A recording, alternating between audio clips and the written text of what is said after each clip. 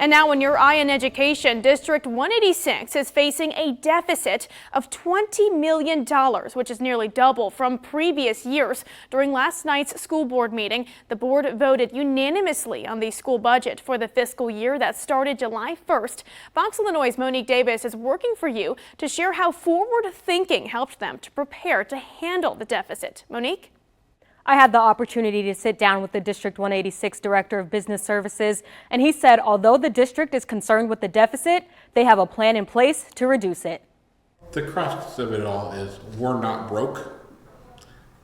We just don't have as much money coming in. So we're still going to spend our money. We're not cutting anything huge. We're not going to be at zero money in the bank because of this. School Board President Micah Miller raised concerns at last night's board meeting about how having 4 different budget directors in the last 5 years has made it hard to track the budget from year to year.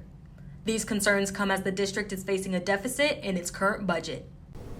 It gets really hard to keep track apples to apples each year, and also to assign any accountability when you're trying to look back at different years and where we are this year.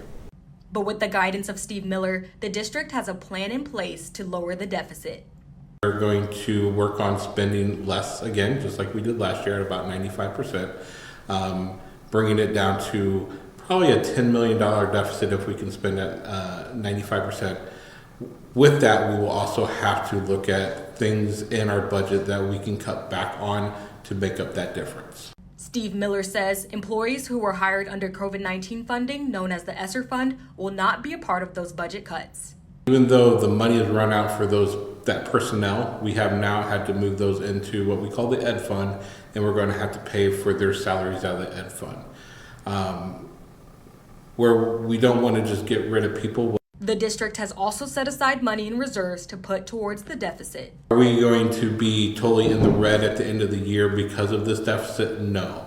Are we going to, just like at home when you have your piggy bank or your savings account, are we going to dig into our piggy bank? Yes.